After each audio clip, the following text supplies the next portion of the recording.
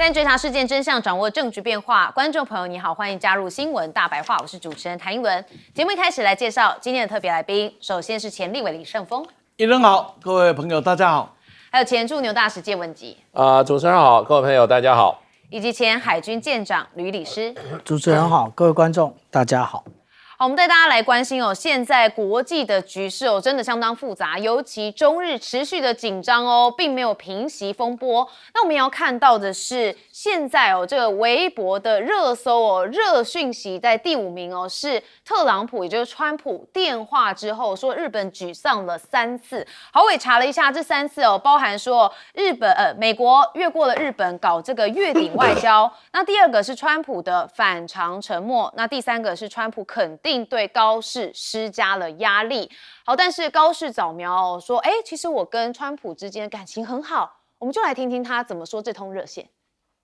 先ほどトランプ大統領からの、お申し出によりまして電話会談を行いました。トランプ大統領からは、私とは極めて、親しい友人であり、いつでも、電話をしてきてほしいというお話がございました。で会談内容でございますけれども、これ外交上のやり取りでございますので、詳細については差し控えさせてください。哦，真的是亲密的朋友吗？大家看起来我觉得有一点点小猫腻，因为川普是先致电给北京，再联络东京，所以就有一句话叫做越顶外交说戳破了日美亲密的幻象。好，对美中的通话高到表态，对日本川普却是罕见的沉默。好，日本妄图要绑美来谋私，那都是一厢情愿。中国站在道德跟历史一边盟友不可炮，在挑衅必然会碰壁。好，所以我们也看到了这个日本官员说，其实呢，在这个日本事前就知道川普跟习近平即将要通话，那也强调说，我们华府跟东京之间的协调相当的良好，当然是希望能够降温不要让高市早苗太过难看。好，但是目前现在的态势看起来这个川普恐怕也把日本当做一个筹码性的谈判要角。好，那川普呢说跟中日领导人有良好对话，当然也最新在空军1号上面他要去过感恩节，讲到高市他说聪明强势。好，那当然日美有预期说高市早苗应该会抢先的访美，那也会协调对中的政策。这是日经亚洲分析说北京这通电话的目的就是要让华府约束东京，而非采取立场。未来预期高市应该会抢在川普访中，也就是明年4月之前先来到美国进行访问，而且仿效安倍晋三维持对川普的密集沟通。那我们看到日本这边解读中美美日领袖的通话，中国大陆的学者他也认为说，川普是没有必要和中国发生直接的冲突，美国想利用日本来限制中国，但也会约束日本，那不要再把美国拖进中日之间的冲突当中。好，所以现在高市的态度也是中国大陆关心的，到底会不会收回他的言论呢？看起来没有因为就说不甩北京的抗议，高市早苗的台湾有事论，我们就来看日本政府怎么回应。他说，对可行使集体自卫权的既有立场完全不变，不认为需要重新的检讨或重新的审视。好，那这件事情当然就会让事件持续的再往下走，而且可能会越来越高涨好，那中日的外交战火也延烧到了联合国，日本这边常驻联合国代表山崎和之有致函联合国秘书长古特瑞斯，那他反驳中国常驻联合国代表傅聪要求高市早苗撤回台湾有事答询的主张。那当然这两国的关系现在异常的复杂，那他们私下也有在进行一些磋商。我们看到了像是日本外务省事务次官传越健裕在外务省跟中国驻日大使吴江浩有召开会谈，那双方就讨论了可能两国之间的悬而未决议题，还有未来的因应等事情。那目前看起来，新华社这边的态度认为日本是已经站在了悬崖边上了。好，他说高市早苗的逻辑跟当年日本军国主义者将国家推向灭亡的路径看起来是惊人性的同构性啊。当一些的势力开始用外部威胁来掩盖内部的矛盾，当先发制人的冲动取代了专守防卫的限制，日本就已经站在了危险的悬崖边。意思就是认为说，现在高市早苗的理论非常有既视感，也就是当时这个军国主义的这个态度好像又固态复萌了一样。那高市早苗现在在国内可能有觉得说，我讲这话没有错啊，为什么要收回？因为民调真的很高。我们大家看一下高市早苗的政治基础是来自于日本的铁锈带，就是地方经济困境跟排外情绪都在政坛上面的反应。但他自己也面临了矛盾的政治困境一方面是他不敢扩大已经在地方积累怨气的观光政策，那另外一方又必须迎合受益于观光政策的经济界团体的意见。所以在民调上呢，我们从数字看可以看到他内阁成立刚满1个月日本的主流媒体公布了第2轮的支持度民调，结果显示他的支持度都至少有60%那专家就说日本经济跟对中关系处于一个高度不确定性，那这是高市内阁未来政策的一个关键。好，不知道是不是因为民调很高，所以让高市觉得他说的都是没错的，所以一直踩在他不愿意收回。但问题就是经济真的是有影响啊。我们看到高市故乡奈良的中国客占45%，现在地方蛮担心会断流的。那还有陆客断流冲击了日本的旅游业。那中国现在赴日游客的数量是大幅下滑，而且会导致日本的 GDP 减少0.36%。而且预计损失大约是2.2兆日元，就直接消去日本经济增长预期的1半。所以中日的关系紧张，对日本很多的地方民众或是经济来说，反而是打到痛处。那这样子呢，对于整个日本的情绪，国内会不会反而是反高市早苗的情绪会越来越高涨？我们还是要关注一下。好，我们还是看到了现在中日关系，那川普的那通电话呢？哇，现在三方出现了很多不同的态势跟说法。我们先问盛峰委员。这个事情蛮复杂，我们就简单的把它归纳成以下几个大点，跟大家做一个说明一下。第一个，日本发表了对中国的这个态度台湾有事就日本有事的这一个态度呢，到现在为止没有看到其他国家的声援。第二个，中国大陆呢在联合国提出的这个战败国条款里面呢，要求我对你不信守投降之间应有的条件呢，那我是要对你出手的，我拥有对你出手的正当性和合法性大陆的这个声明，除了日本表态反驳之外，全世界没有人支援日本，没有人反驳的大陆。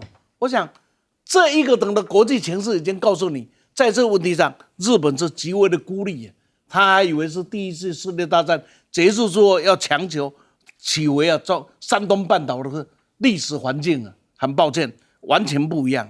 那第二个呢？第二个大点，请各位讨论一下，为什么今天他会陷到如此的一个困境？那就是首先就美日的态度来讲，美日的安保条约有一个很重要的条件，是我美国说了算，你日本才能跟着走你要不要能出兵，是我美国动作了，我才要你出兵。你现在变成台湾有事就你有事，你出兵，然后我要跟着一起出兵，谁是老大？谁是老大？日本人到现在一直不敢面对这个问题。第二个，讲完了就算了，还很三八的跑出来，日本要永和，这把美国吓坏了。你能不能永和，是你日本说了算是谁说了算？最起码是我大鼻子说了才算。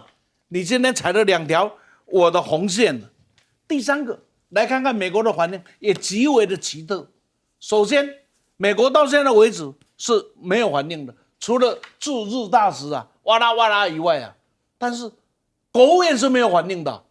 国务院是非常的哎呀，维持现状现状不要破坏第二个呢，是美国的白宫记者会到现在为止没有人问这个问题，你有没有觉得很奇怪？这应该是大问题那一定事先有通过去，什么都问这个问题你们不要问，因为问了你尴尬，我也尴尬。所以国务院也好，白宫也好，这样子的情况就出现了一个，为什么美国会这样子？除了对高市早苗的这种乱传以外啊，很重要一件事，今天的整个的大势，包括台湾要看清楚，是中美和解的大势啊。而这个大势里面，现在美国有求于中国的远大于中国求于美国，是什么原因？不实力问题之外，就是有期中选举呀。这个期中选举对他来讲压力大多了，所以呢，大家还在吵谁党先发给谁，这个有重要吗？在这里很清楚一件事情，中国大陆要很明白，让美国知道，也要让中国知道你的底线是什么。那我也让你明白我的愤怒根据的来源到底是什么。结果你会发现，日本现在的态度很好玩，跟台湾一样啊，面对压力的时候去看美国，然后找个计划自我高兴一下。你不觉得高市早苗今天的做法跟台湾现在面对美国任何一个声音，有啊，美国有告诉我什么？哎，有啊，美国是真的，反正就是找这一套来自我安慰。更可悲的是，台湾的三明治是跟着日本的政府、跟着日本的政客在跑，而不是跟着国际大师在跑啊。好，我们谢大使怎么看？这个川普跟习近平主席的电话这个打电话，一开始的时候，我想各界都认为是习近平主席打给这个川普的，可是呢，事情突然急转直下，因为在这个大陆外交部的记者会里面，有记者问说，这个到底电话是谁打给谁的？结果毛宁说是川普打电话给这个习近平主席的。所以这个就变成很多的这个思考的方向跟判断的方向，现在就都在改变，很有趣。贝森特也说是川普打的，贝森特也说，对，所以这个就变成就是说，那川普打电话给习近平干嘛呢？对不对？通常你打电话给别人一定有事嘛，你没有打电话就没事啊。那有什么事？那事实上，川普自己也讲得蛮清楚了，因为他在他的 True Social 里面写得很清楚。他说，第一个，我跟那个习近平主席有一个非常好的一个电话打了一个非常好的电话，我们讨论了许多主题，那么呢，包括什么呢？第一个写什么？乌克兰、俄罗斯，所以他最关切的是这个事情。第一个他写乌克兰、俄罗斯，第二个是什么？芬太尼，第三个是什么呢？大家可以猜，我想都猜得到，黄豆、大豆，大豆，还有什么？还有其他的农产品，所以川普在乎的是他现在最在乎的事情。他在乎的第一个，今天就要到期的就是俄乌的这个和谈，28点和谈，这是他最关切的。那为什么要这个事情打电话打到大陆给习近平主席？那因为大家都认为习近平主席还有大陆对普丁跟俄罗斯影响力最大嘛，对，这是这样。不管是不是事实，可他们好像都是这样认知嘛。所以是有求于习近平说打这个电话，然后另外还有就变成什么？芬太尼他已经这是国内议题。我告诉你，所有的政治人物最重视都是国内议题，不是国际议题，国内议题。再这样的嘛，黄豆，因为大陆已经开始买了。我们前面也讨论过，就是说很难找到散装货轮要130几艘我现在都给你买了。那前2天我们又看到说又找到2艘船已经往美国开去装黄豆了，川普还是急为什么？因为他的铁票区，美国的中西部种大豆的豆农要川普兑现，要不然明年的选举可能会有问题他如果说明年的这个选举失利，川普什么都玩不下去了所以这个他最关键。还有什么农业产品嘛？所以我觉得就是说，可是大陆方面这个新闻稿呢，有特别提到这个日本的对有关台湾问题的高市早苗的那个发言，所以呢，我想还是有讨论到这个问题，而且最有趣的是，这个川普打完电话给习近平主席后，很快他就打电话搞高市早苗了，这是生意人的怎么样效率？那高市早苗他说，具体细节不方便透露。那如果说是好消息的话，一定透露；如果说有一些问题敏感性的话，他当然不透露了。所以我想这个问题，我们从这个角度去思考的话，应该会比较接近最近这件事情发展的事实。好，舰长怎么看？其实我们如果看到新华社发布的这一篇，也就是习近平主席跟川普总统通电话的内容，我们看到这一段啊，中美相互成就，共同繁荣是看得见摸得着的实景。这句话讲的是什么？我们是 G2 啊，那你日本有夹在中间吗？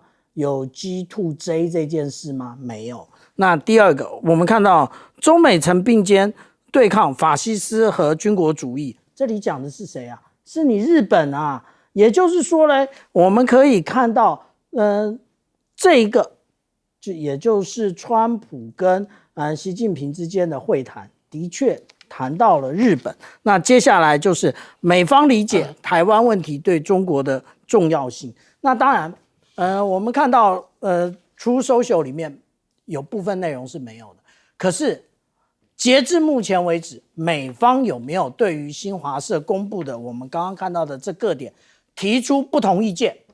截至目前为止没有，代表的是什么？我们出social也就这几个字嘛，我能写多少？而且呢，他避重就轻，不想要进一步伤害高市早苗啊。那至于说高市早苗面对这么多呢，那其实日本啊，现在觉得说，哎呀，名气可用啊，什么时候名气可用了呢？我们看一看啊，乌克兰的泽伦斯基他也名气可用啊，但是他被逼着签矿产协议，现在即将要签的是和平协议，他也名气可用啊。他在之前也名气可用，美国有多送他一点武器吗？没有。那委内瑞拉的总统马杜罗他也名气可用啊。我请问一下，川普有理睬吗？川普根本不理睬。其实实际上来讲，国际当中，尤其是我们刚刚特别强调的 G2 中间的核心是什么？叫做权力平衡啊。国际政治理论中的权力平衡关系是非常古老，而且呢是很持久的理论，一直我们都看得到。1991年在当时的苏联没有解体之前，也讲的是权力平衡，那时候是美苏之间的权力平衡。截至现在为止，已经变成美中之间的权力平衡。而权力平衡之间最重要的一点是什么？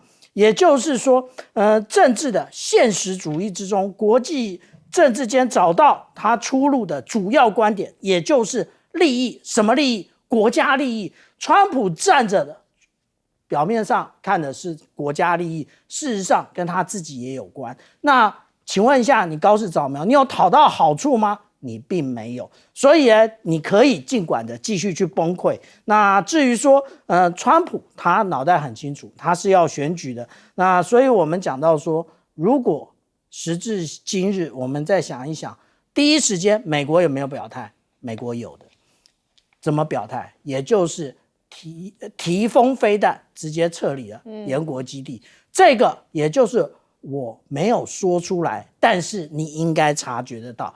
可是高市早苗没有想到这么一件事情，所以人家说他是政坛老手，其实从这一点看，他还是菜逼吧。好，我们进一下广告，马上回来。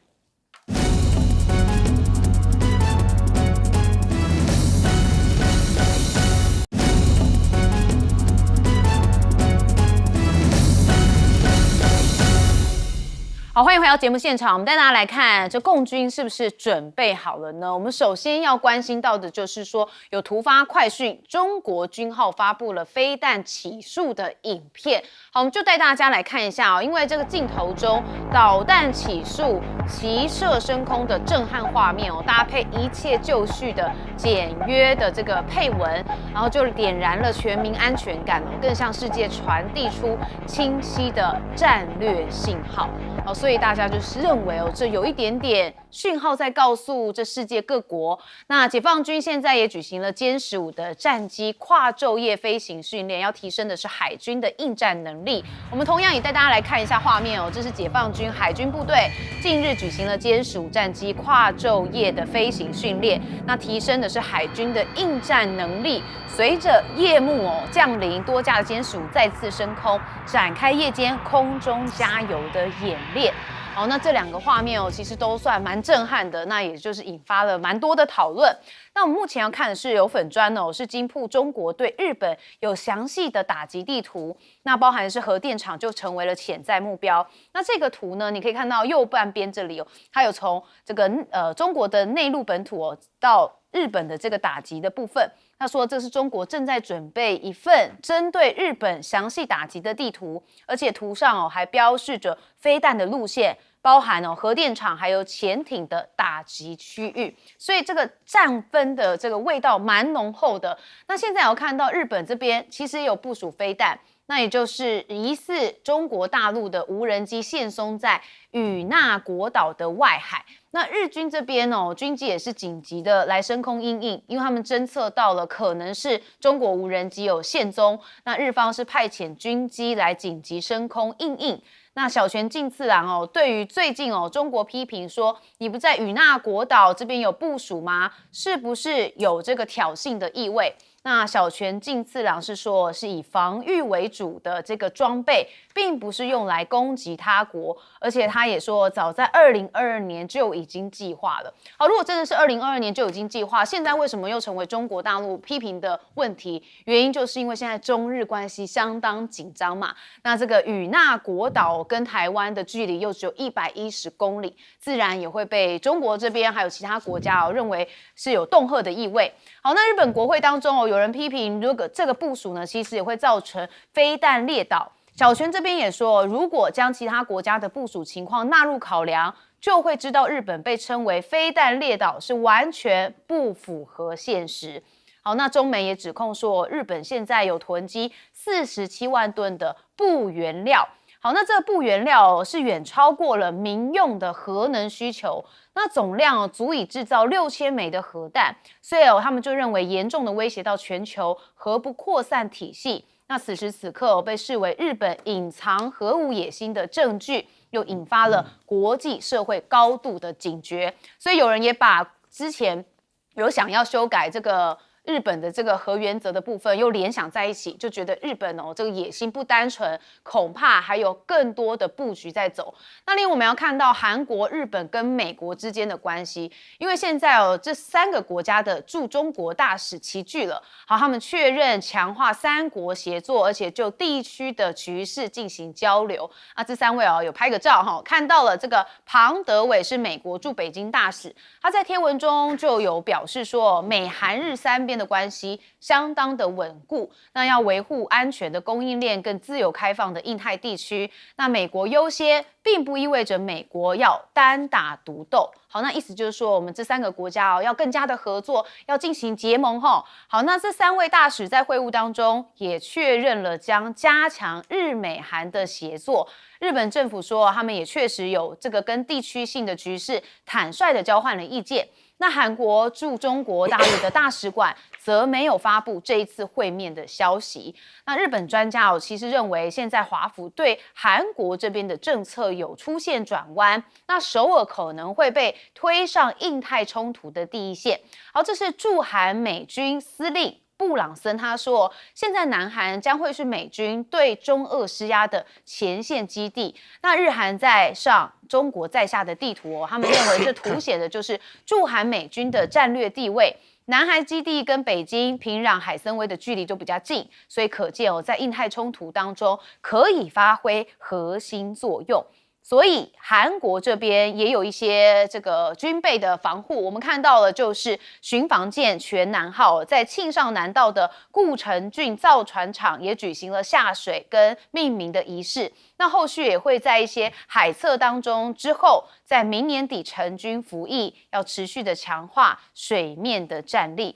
那美国海军的作战部长则说，首次海外出访期间有询问南韩跟日本造船厂是否能协助美国克服军舰产出萎缩的问题。那盟国的工业资源或许能争取宝贵的时间。不过截至到2025年初美国海军作战舰队的规模不到300艘，仍然远低于355艘的目标，而且每延后1个月都等于在西太平洋减少1年可用的作战力量。所以是不是因为这样需要美国、日本、韩国一起结盟来完成美国的海军的这个战力哦，可不可以提升？可能就有这样子的氛围。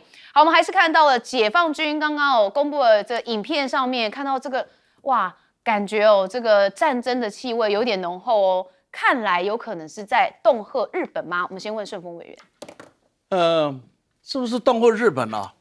这个大家一看就明白，说不是是骗人，说是呢，好像也不能说不是啊。那为什么我讲的这么样子的一个含蓄？这里面很重要一件事，说过去大家认为东北亚最大的火药库是在台湾，但是高市早苗真厉害，一句话呢，现在把整个的局势呢是从两岸关系到中日关系去了。那因此呢，各位，我想提一下左宗棠当时评日本的这几句话，可以作为中国大陆在回应日本这个态度上的一个判断。左宗棠是对日本人的评语是：知小节而无大义，居小节无大德，重末节轻廉耻，畏威不畏德，强必倒扣，弱必逼服。我讲后面这两句话，畏威不怀德啊，就是怕他你跟他讲什么道德斗义啊，不如你展现你的 muscle 给他看。强，他只要他强，他说必成为倒扣；但是呢，只要他弱了，他必为逼服。我想从这样子的一个古人对日本的那一种接触的感觉，那种痛彻的感觉里面，可以看得出来，中国大陆基本上会以这么样的几个态度来回应。那我呢，时间的关系，我简单的说，大概会是有几下，会让日本痛到受不了，但会不会打不起来？但是会痛了。那怎么样子让它痛呢？以下大概有3个指标，我可以给各位提出来做参考。第一个指标，钓鱼台从此我们的苏澳移民可以安心的去捕海了，去捕鱼了，不需要再什么台日什么伊核协定了。我想这一次出事到现在为止，我们只知道中国的海警团到了钓鱼台，然后就没有消息了。日本也没有报道，也没有报道回去啦，或者他们把他给赶走了，没有报道。前次也没有报道，中国大陆也不讲话，代表了什么事？代表了今天这个海警船应该就在那里不动，就看你日本怎么办。应该这一场仗最大的收拾会是这个，因为这个是最没有引起争议的。钓鱼台当时交归回去的时候，大陆抗议，台湾也抗议，因为主权的归属不属于琉球嘛。那第二个呢，会在军事上给日本很大的压制到让他动弹不得。举个例子，电子战的故事可能会发生。今年呢，会压制让日军的海空军要动会真的是左支右绌，就如同美军当年在南海的时候碰到的困难一样。第3个就是经济会压制的让日本会喘不过气来。那日本就这样子，强必倒扣，弱必逼服，畏威不怀德，应该处理的态度会往这几个交代说。至于韩国，各位放心了，他不会介入，理由很简单，因为他旁边还有一个叫北韩。好，舰长怎么看？我们刚刚看到那个电视墙上面，也就是美国的海军作战部长第一次出访，他就问到了南韩跟日本是不是能够帮他造舰因为造舰实在是美国的一大的弱点而且这件事情呢，透过海军部长今天的宣布几乎已经就是确认了，也就是当初大家讲到的有关于星座级巡防舰的部分，现在海军部长他已经取消了。那也就是现在有做的，有合约进行中的6艘，那也就是我们看到最后这边6艘应该都还会继续建。那另外呢，当初的计划一共是10艘，意思也就是后面的4艘不见了。那这个原因到底是什么呢？因为滨海战斗舰对不起，它这星座号的这个巡防舰，它一直是穿着西装改西装。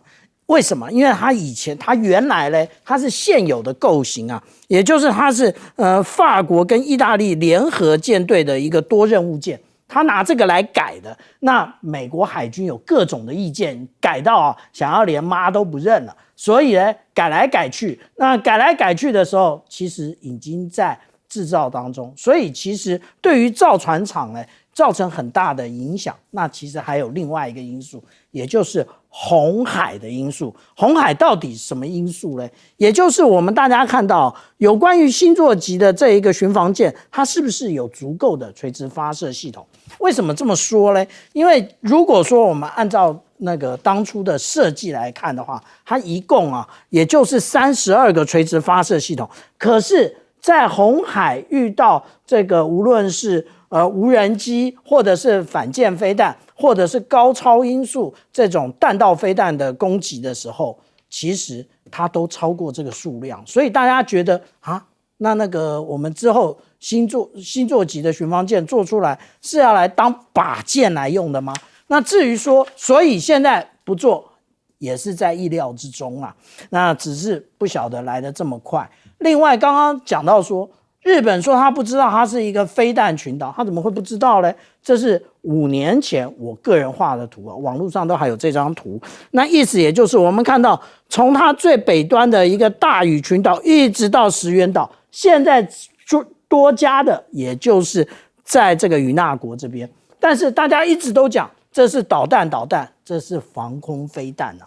那防空飞弹呢，其实正好是掩护日本未来撤侨，或者是他将这些西南诸岛的居民能够撤回日本本土用的。所以他们为什么讲那么模糊？他就是想让大家认为说这个是弹道飞弹，但是其实不是，这就是另外一种认知作战。好，介大使怎么看？现在这个其实我们大概没有办法预期，就是说这一次因为这个高市早苗涉及台海的发言对于中日关系造成的冲击会在短时间内就平息了。这个可能会是进入一场中期甚至长期的一个对抗、一个较劲、一个博弈。那其实很多美国方面的这些学者跟一些专家，他们都认为中国大陆就是可以出手的地方非常多。那它的这个工具箱里面拥有的工具比较多。其实目前你可以看出来，其实出手比较重的，现在是外交方面出拳比较重。那除了这个已经把话已经提升到王毅这个国务院委员的，就是说这个国务院委员，然后是部长、外交部长，然后中共中央政治局委员的这个层级已经非常的高了。那一出来就定调了，所以他要求日本的几点作为会是中国大陆将来在动员各方面力量的一个怎么样一个政策目标了。那都不是很短期能够形成的，需要它要长期形成一个对应的一个怎么样一个防线，甚至一个攻势的一个起点。那所以这一点方面，如果日本没有对这件事情设一个止损点，就是提出照中国大陆要求，就变成就是什么呢？就要收回，叫高市早苗收回这个所讲的错误言论。另外一方面还要纠正纠偏。那这些方面显然是日本短期上做不到的。所以我想我们如果认为这件事情会突然提高，或者突然就收手，大概都会是跟现实状况的发展不符啦。那中国大陆在军事上你也可以看它是逐步的施压。那外交上，因为它很快，它必须要很快反应，话都讲完了，然后施压的成绩已经拉到非常高的成绩那接下来大家会比较觉得值得关注，就是在经济这一块了。经济目前其实中国大陆还在对它第一波的这个经济的一个抵制，也就是人员交流的限制那么看日本社会的承受力度了，因为这个人员的交流的话，事实上以日本现在目前GDP 7%来自观光的话，它势必会产生一定冲击。我想日本的政府跟它的社会也会去感受，然后慢慢来评估。所以我们必须可以这样说，这一场的博弈可能是一个中长期的，不是短期几件事件就会可以让它平息的。好，那这是苦了日本的民众我们休息一下，马上回来。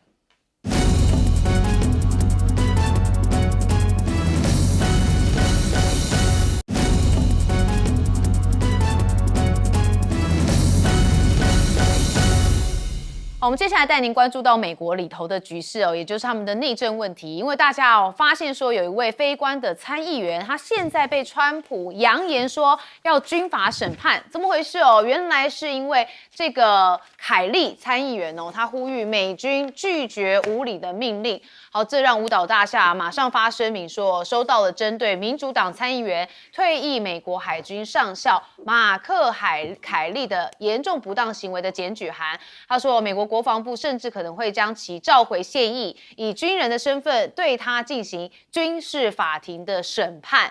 好，除了我看到他是非官之外，我还看到一个关键字，就是民主党原来是党不对啊，所以必须要用重惩的方式。好 ，CNN 也说，这项军事调查源于这个川普不断的施压，他要求对凯利等6名民主党议员来追究责任，起因是因为民主党制作了一段影片，提醒军人他们有义务不服从非法的命令。好，这踩到了川普的痛脚。好，那我们看到了美国司法也再次阻止川普的政治报复，这是美国的地方法官否决了2起川普指定的政治报复案件，一个是对前 FBI 的局长科米的泄密起诉，那另外一个是对纽约独立检察长詹姆斯房产的不当获利。法官认为川普对于指定的独立检察官不符合资格违宪，所以起诉都不算数。好，那川普的政权是不是松动呢？因为我们看到有一位这个乔治亚州的共和党人，他叫做泰勒·格林，他明确的要跟川普来割席断义说要辞去国会议员的职务。好，就是他。然后他特别讲说，这个选择并不孤单，因为还会有更多的共和党议员提前离去那所以大家就会认为说，如果接下来还有其他的共和党议员要离开的话，川普在这个国会里头的优势就会很可怕因为我们看到共和党在国会是以219比213席微弱的优势领先，所以如果再失去几席川普接下来推行的政策难度就会大幅的增加。好，我们也看到川普除了对内之外，对外尤其是高市他最新在这个空军1号有特别讲到，这高市很棒嘛，但是讲到跟习近平通话，他也特别透露一些内容说有施压对方要赶快的采购美国大豆，而且要多买一点。那现在呢，美国财长已经证实了嘛，川普打电话给习近平，那这个双方通话之后，北京确实就再采购了至少10船的美国大豆。那贝森特呢，现在也说，川普明年可能会跟习近平见面4次所以中国也正在按时的采购美国大豆。因此我们看到川普心中最软的一块，莫过于是这个豆农了现在要其中选举，他必须要把他们变为优先的选项。好，那当然川普现在对于乌克兰是不是也把它当政绩呢？因为川普延后了乌克兰和平计划的期限，说俄罗斯愿意让步。但是呢，泽伦斯基也说愿意跟川普来见面讨论。那欧洲国家应该在相关的决策当中扮演一个要角，呼吁有意在战后派遣部队驻乌的西方国家要尽速的签署合作备忘录。那这个28点和平计划说也有微调，那甚至也说派了特使跟乌俄来进行见面。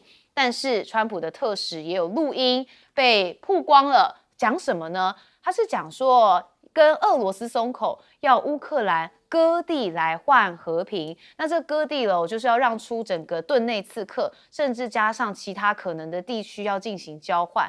所以有很多人觉得乌克兰会不会割地赔款，菲勒夫人又折兵呢？那泽伦斯基说大致上也接受了这个美国版本最新的停战方案，但 CNN 说还是有3个争议没有谈好，包含是乌克兰的领土，还有限缩乌克兰的军备，以及要乌克兰放弃加入北约。那欧洲的部分怎么想？我们看到马克宏蛮勇于赶快说的，他说美国的方案有一些要讨论的叫乌克兰不要做出任何投降的姿态。那甚至还有20国响应说希望能够再来讨论，他们举行一个自愿联盟，希望发表这个联合声明，明确的认同不得以武力改变边线的原则。那就担心这一旦达成了和平协议，像是法国、英国或土耳其军队就可能会在这个签署协议的当天，部分部署到这个乌克兰境内，作为安全保障部队的一部分。那欧美这边也示警哦，认为说普京正在效法中国大陆哦，走一个蟒蛇战略，就企图以灰色地带的战术要窒息欧洲。那中俄战略同步化，北约、美国以及太平洋的盟友都应该予以反制。确实整个世界的氛围真的很混乱啊，尤其呢，川普真的是每一个当中的要角。我们先问介大使。当然，我们先谈那个俄乌的谈判啊，现在很多部分都是外界在猜测了。那不过就变成原来的28条，后来说现在只剩下19条，而且这个 Rubio 对外放出来的这个讯息都是比较正面的啊。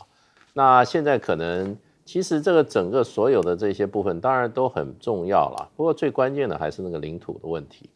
领土的问题的话，我看这个就变成就是说，这个泽伦斯基在这个谈判开始他的讲话，我自己觉得他里面有一些妥协跟松动的感觉。他说这个是一个至暗的时刻，然后呢，我们要不然就失去我们的尊严，要不然就我们失去我们最重要的盟友。